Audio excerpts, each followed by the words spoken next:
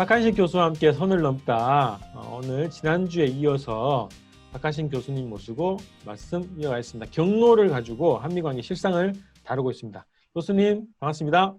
네, 안녕하세요. 정부도 그렇고 정치권도 그렇고 뭐랄까 전문가들도 그렇고 오랫동안 착각하고 외면하고 왜곡되어 있던 주제 하나가 지금 뭐냐면 청와대는 그런 얘기했습니다. 2017년도에 미국이 북의 핵무기 사용을 검토했다는 그런 보도에 대해서 한반도에 대한 무력 사용은 우리의 동의 없이 불가능하다 이런 입장을 냈어요. 이거는 이명박 박근혜 정부 때도 그런 입장을 밝혔거든요. 저는 이게 굉장히 거대한 착각이라고 보는데 그 결정권이 우리한테 없지 않습니까? 그렇죠. 아니, 미국이 우방 관계라고 하고 동맹 관계인데 의논해가지고 한다. 동의 없이는 안 하겠다. 그렇게 얘기를 해야지요. 그 얘기가 옳다고 생각하는 거는 아주 어리석은 전진난만해도 그렇게 전진난만하면 안 됩니다. 미국의 국익을 위해서 미국이 지금 핵무기를 수천 개 지금 가지고 있는데 온갖 종류가 다 가지고 있는데 이걸 사용할 거예요. 그럼 군산복합체는 좋아할 거고 이걸 사용하면은 북한 어떻게 할 거냐? 북한은 망하지 않습니다. 변화하지 않습니다. 그런 걸 생각하면은 2015 잠수작전 이런 게 조금 비현실적인 작전이지요. 이걸 미국이 알아야 되고 대한민국이 알아야 됩니다. 그래서 북한을 제거하려는 생각을 아예 안 하는 게 옳습니다. 다음에 또 심각한 문제 중에 트럼프 대통령이 늘 하는 얘기이긴 하지만 어쨌든 책에 이렇게 또 들어가 있어요. 어떤 내용이냐면 영어인데 이거를 교수님께서 좀 해석을 해주시면 좋겠는데 이런 거죠. 우리가 허락했다. 대한민국의 존재를. 뭐 이런 발언인 거죠. 그렇죠. 우리가 아니면은 미국이 아니면은 대한민국이 존재하는 나라가 아니다. 존재 안 한다. 그런 얘기 했지요, 그게. 2018년도에 강경호 장관이 이제 오이사 조치 해제 검토를 하고 있다. 이런 발언에 대해서 트럼프가 그들은 우리의 승인 없이는 그렇게 하지 못할 것이다. 우리의 승인 없이는 아무것도 못한다. 이런 식으로 발언을 해가지고 굉장히 논란이 있었는데 예. 그런 생각의 연장선 혹은 같은 내용의 이거거든요. 그래서 해석을 그렇게 하는 게 맞죠. 해석 그 영어 문장은 반드시 그렇죠. 우리가 아니면은 미국이 아니면은 대한민국은 존재하지 않는다. 그런 정도로 대한민국은 우리한테 의존대가 있다. 우리한테 이제 그러한 것을 이 책에 썼지요. 그것도 사실이고 그 미국의 내정 간섭이라는 것은 상상할 수 없습니다. 내정 간섭. 그 내정 간섭을 자발적으로 이렇게 내정 간섭 다 하지 않습니까? 미국은 한국의 내정 간섭은 수십 년 지금 해가 오고 다른 나라에 다 내정 간섭 해가지고 지금 미들리스트 중동에서 곤욕 치르고 있는 그게 그 종교 국가가 내정 간섭 해가지고 되도 않은 말을 자꾸 지시를 하니까 그런데 미국의 대한민국이 존속하지 못한다. 이런 얘기는 전혀 설득력뿐만 아니라 현실성이 없습니다.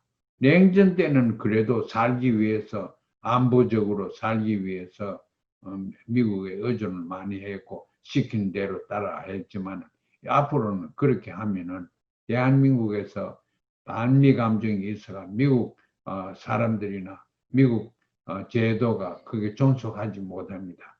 오히려 거꾸로 미국이 대한민국에 살아남을 수가 없습니다. 대한민국이 살아남을 수 없는 게 아니고 이렇게 우리가 조금 학자는 학자대로 또 정치가는 정치가들대로 그렇게 해야 됩니다. 그리고 굉장히 중요한 것이 이제는 지금 경제적으로 굶는다고 할 만큼 어려움을 여러 가지 제재에 의해서 지금 고생하고 있는 북한이 미국을 압박하는 시기가 왔습니다. 약자가 강자를 오히려 더 위협할 수 있는 것이 지금 21세기입니다. 그러니까 이것을 우리가 우리나라에서 잘 파악을 하면은 미국을 우리가 다시 평가해야 되고 우리 스스로를 다시 평가해야 된다고 생각합니다. 21세기인데 지금 정치권이나 언론, 뭐 정부 자체에서는 20세기 관점으로 미국의 승인을 계속 추구한단 말이죠. 그래서 이게 하나의 주권 국가를 굉장히 무시하고 조롱하고 존재 자체를 부정하는 그런 엄청난 발언을 하고 인식을 하고 있는데 그거에 대해서 경로를 하지 않는 게 전 더 답답하더라고요. 그렇죠. 그렇죠. 그건 말씀 잘했었어요. 이 책이 나온 거를 보면은 이 책이 중요하고 저자가 중요한 게 아니고 트럼프가 어떻게 생각하면 미국이 어떻게 생각한다는 또 이와 같이 공신력이 아주 두터운 밥 우드워드가 이걸 얘기를 했으니까 우리 학자들은 일어나야 되고 정부에서도 어떤 정책적인 반응을 해야 됩니다. 주권 국가인데 그거 안 해가지고 그걸 안 하려고 하면 지금 큰 문제가 자기들 계획대로 전면 전쟁이 일어났다고 하면 어떤 국부 전쟁이라도 일어나면 절대 그 책에서도 얘기했습니다. 미국은 해병과 또 공군을 사용해서 공격을 하겠다. 평양을 공격하고 어디 공격을 하는데 공격 뭐 다 드론 가지고 공격할 수 있다 할 수 있죠. 그 대신에 지상군은 미국 사람이 들어가지 않도록 한다.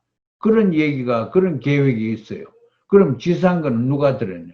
대한민국 군인이 들어가서 지상군 그 지형도 맞고 기후도 맞고 다 그러니까 너희들이 들어가지고 전쟁을 해라. 점령을 해라. 그 지상군이 궁극적으로 들어가지 않으면은 전쟁의 목적을 달성하지 못합니다. 그리고 지상군이 들어가는데 대한민국에서 지상군 만약에 넣는다고 하면은 민족의 참사뿐만 아니라 가선 100%다 총 맞아 죽습니다. 그게 국민들한테 맞아 죽는 게 아니고 일반 사람들한테 다 맞아 죽습니다. 그러니까 이제 그런 일은 우리가 지상군 우리가 보내겠다. 이런 생각은 뭐 월남에 보내는 거 이런 거 월남고 돈 몇 푼 벌이려고 가가지고 얼마나 수모를 당하고 국제적으로 죽은 국가로서의 할 짓은 못했습니까? 미국도 없는다고. 이제 그렇게 할 때는 지났습니다. 예. 그리고 우리 미래지향적으로 머리도 좋고 북한 사람들도 머리 좋습니다. 무기 개발을 굉장히 기술을 요구하는 미래지향적인 그런 무기를 좀 많이 개발하고 있고 또 테스트도 다 하고 있습니다. 그렇기 때문에 지금 위험한 것은 야 이거 북한을 가만두면은 미국을 공격하겠다. 그러면은 더 기다리기 전에 먼저 가서 공격하자. 이러면은 2015에 나오는 그 잠수작전 여기서부터 북한 공격하는 게 현실화됩니다. 그렇게 되면은 그때 가서 대한민국은 지상군 안 보내겠다, 그렇게 얘기하는 그런 난관에 봉착하게 됩니다. 그러니까 그런 때가 오기 전에 지금 당장 우리의 대북 정책 또 이런 걸 그대로 좀 민족적인 또 미래지향적인 그러한 정책을 지금 만들어야 됩니다. 대한민국에서 나와야 됩니다. 대한민국에서 코로나 바이러스를 참 멋지게 처리를 하고 있고 지금까지 해온 것처럼 세계의 새 질서가 형성되려고 하는 이 상황에서 좀 중요한 역할을 얼마든지 할 수 있고 할 수 있는 위치에 와 있습니다. 이제 좀 마무리로 좀 들어가려고 하는데요. 북미 정상들 사이에 주고받았던 친서 27통이 공개가 됐어요. 그 자체가 저는 이게 어떻게 가능할까 싶은데 그 정상적인 외교 활동에서 있을 수 없는 일 아닙니까? 친서가 다 공개된다는 것? 비밀 문서일 텐데 그 우드워드 기자가 어떻게 그걸 입수했을까? 누가 또 줬겠죠? 뭐 그게 자체도 신기하고 친서 공개 자체에 대해서 어떻게 보십니까? 일부러 공개했지요. 공개했는 걸 비밀로 하는 게 아니고 공개하는 하면서 그 자체에서 목적을 달성하려고 하는 것이죠. 그래서 공개한 비밀이나 편지나 뭐 문서나 이런 것은 심각한 문서들이 아닙니다. 그거는 전시용으로 사용하는 겁니다. 그렇게 우리가 현실적으로 보면은 공개된 것에 그게 뭐 정책적인 의미가 있다, 전술 전략적인 뭐 그렇게 심각하게 생각하는 건 잘못입니다. 이건 이런 걸 공개함으로써 저 어려운데 내가 이랬다. 그 트럼프는 대통령 되려고 하는 거고 대통령 되기 위해서는 온갖 짓을 다 할 겁니다. 지금 친서 자체 공개 자체는 큰 의미가 없다 이렇게 보시는 거네요. 심각한 진서들은 원래 과거도 그렇고 지금 미래 다 공개되지 않습니다. 공개하지 않습니다. 공개된 것은 심각성이 없는 거예요. 그러고 지금 공개됐다고 하는 것이 뭐 100%다 공개됐다고 어떻게 합니까? 또 있는 그대로 공개한다는 걸 어떻게 합니까? 그러니까 공개된 것은 우리가 신경을 안 쓰는 게 현명합니다. 그 한미 관계 실상이 이제 이 책을 통해서 투영이 됐는데 이거에 대해서 청와대, 정치권, 뭐 정당, 언론인, 지식인 이런 층들에게 추가로 한 말씀 더 하실 게 있으면 좀 해주시고 좀 마무리하겠습니다. 옛날에 이 언론기관은 거짓말 못했습니다. 그건 요새는 전부 거짓말 가지고 먹고 살아요. 그런 걸 보면 대한민국도 그 거짓말을 조중동이나 이런 데서는 거짓말을 제가 보기엔 많이 합디다. 잡지도 그렇고 많이 하고 언론인들도 그렇고 그 여론 정치인데 앞으로는 공산주의나 자본주의나 좀 여론 정치예요. 여론의 힘을 못 입으면 정권이 살아남을 수가 없습니다. 우리도 그런 걸 감안해서 여론을 중요하게 생각하고 미래지향적으로 우리가 정책을 또 대미 관계 또 대북 관계 이걸 해야 됩니다. 지금 남북이 잘 돌아가는 것처럼 보여놓고 지금 이 모양이 돼버렸지 않습니까? 왜 그렇습니까? 그게 일관성이 없어서 그래요. 전부 진실성이 없어서 진정한 진실성이 있으면 이렇게 되지 않습니다. 기로에 써 있어요. 어떻게 하다 보니까 우리 민족이 이렇게 됐지만은 북한이 어떻게 돼가지고 핵국가가 되었으니까 그게는 우리한테 큰 기회입니다. 그게 뭐 비핵화시키는 게 대한민국의 목적이어서는 안 됩니다. 미국의 목적이지요. 미국은 또 다른 나라 다 목적이겠지만 대한민국만은 통일을 생각하면은 비핵화하는 것을 국시로 삼을 수가 없습니다. 대한민국의 여당이나 야당이나 대한민국의 제일 중요한 정책이 통일 정책입니다. 제가 몇 번이나 어디 가든지 느끼는데 저는 지금 미국에 55년 살고 있고 중국에서 나서 중국에 어릴 때 살고 그러니까 이방인으로서 조국 없는 데서 나가지고 지금 조국 없는데 미국에 와서 좀 삶을 그진 마치게 돼 갑니다. 그런 거 보면은 대한민국 사람들이 해외 800만 우리 동포들한테 조국을 좀 갖다 주자 이거예요.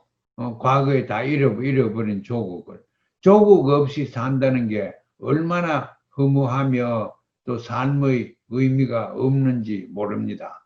그래서 마지막으로 이 대한민국 여당이나 야당이나 하는 걸 조국을 생각하면은 통일을 지향할 통일 안 하는 것을 정당화시키지 말고 뭐 요새 보면은 통일 안 하는 거 못하겠다 이것만 정당화시켜요.